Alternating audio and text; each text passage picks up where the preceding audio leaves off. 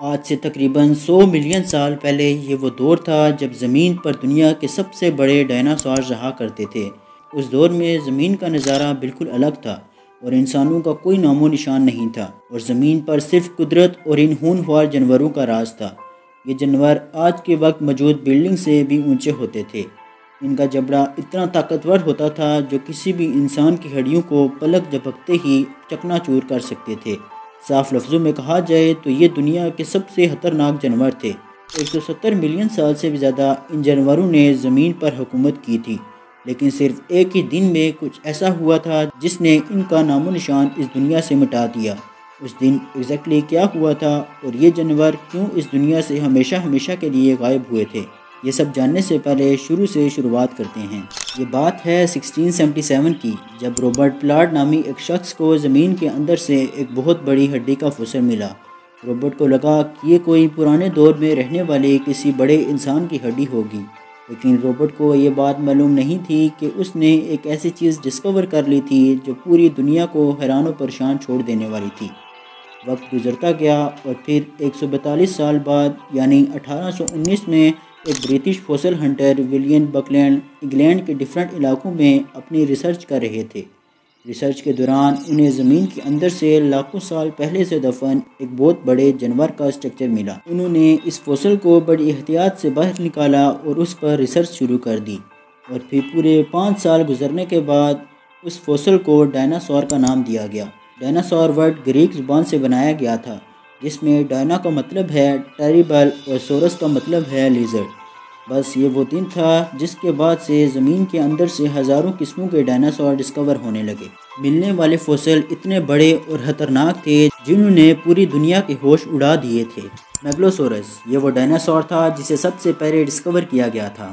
شروعات میں ان جانوروں کی ڈفرینٹ طرح کی ڈرائنگز بنائی گئی جو آج کے وقت سے بالکل الگ دکھتی تھیں، لیکن وقت گزرنے کے ساتھ ساتھ جیسے جیسے ان پر ریسرچ بڑھتی گئی، ان ڈرائنگز کو موڈیفائی کر کے ان کی ایک فائنل اپیرنس تیار کر لی گئی، جو کہ آج کے وقت کچھ ایسی دکھتی ہے۔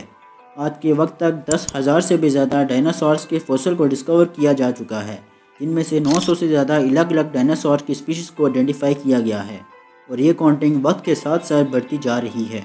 ہر سال تقریباً 45 سے بھی زیادہ ڈائناسور کی نئی اسپیشیز کو آئیڈینٹیفائی کیا جاتا ہے، جن میں سے ایک ڈائناسور کچھ ایسا ہے جس کی پونچھ پر ایک بلیڈ بنی ہوئی ہے، جسے اسٹیگورس ایلنگلیسن کا نام دیا گیا ہے۔ سائنٹسٹ کا یہ اندازہ ہے کہ پہلے ڈائناسور 230 ملین سے 240 ملین سال پہلے دنیا میں آیا ہوگا، کیونکہ آج کے وقت تک جو سب سے پرانا فوسل ہمیں ملا ہے وہ 230 ملین سال پرانا ہے۔ اس دور میں زمین کا نظارہ بالکل الگ تھا۔ آج کے وقت ارتھ کے میپ میں جو کانٹیننٹ دکھائے جاتے ہیں وہ سب اس دور میں ایک ساتھ جڑے ہوتے تھے، اور صرف ایک سپر کانٹیننٹ ہوا کرتا تھا جسے پنجیا کا نام دیا گیا تھا۔ اس دور میں زمین کا کلائمیٹ بہت ہی ڈرائی تھا اور زمین پر بہت ہی کم مقدار میں بارش ہوا کرتی تھی۔ اس پیریڈ کو ٹرائیسک پیریڈ کہا جاتا ہے۔ یہ وہ پیریڈ تھا جب آہستہ آہستہ زمین پر ڈائناسور جنم لے رہے تھے۔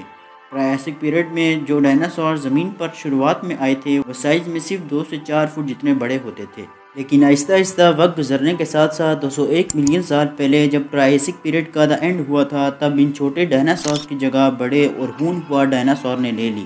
201 ملین سال پہلے زمین کا کلائمیٹ اچانک سے چینج ہوا تھا، جس کی وجہ سے پینجیا جو ایک سپر کانٹیننٹ تھا وہ 2 کانٹیننٹ میں ڈیوائیڈ ہو گیا تھا، اور اسی وجہ سے ٹرائیسک پیریڈ کا بھی اینڈ ہوا تھا۔ اور پھر 6 لاکھ سال بعد ایک ایسا پیریڈ کا آغاز ہوا جسے ہم جوراسک پیریڈ کے نام سے جانتے ہیں۔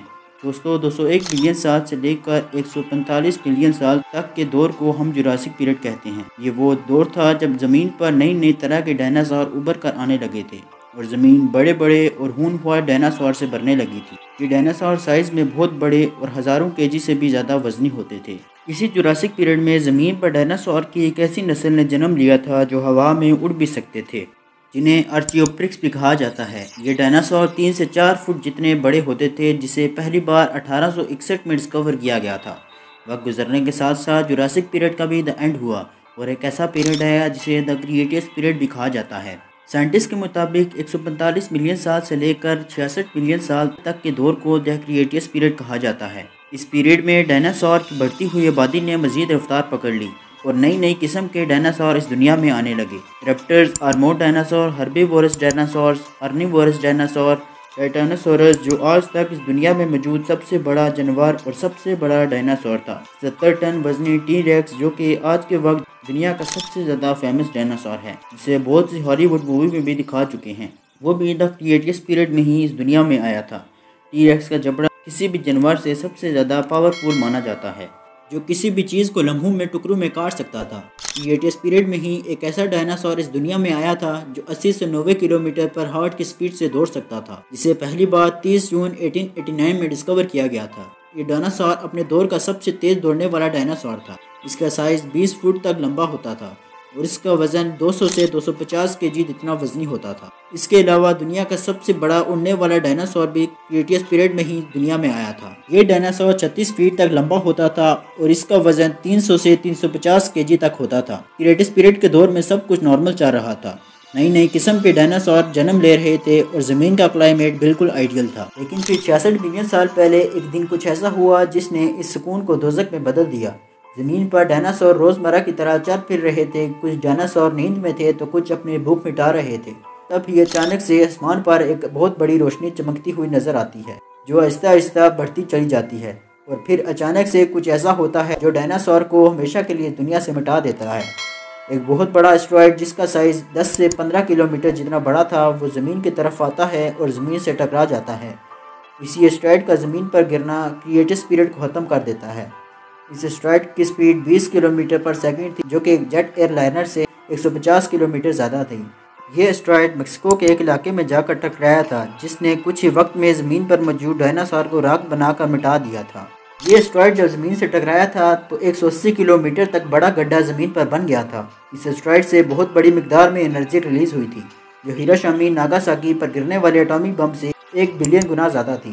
اس اسٹرائیڈ اٹیک نے لمحوں میں زمین کا ٹمپریچر 1200 سیلسیس تک پہنچا دیا تھا، جس پر زمین پر موجود ڈائناسور جل کر راکھ بن گئے تھے۔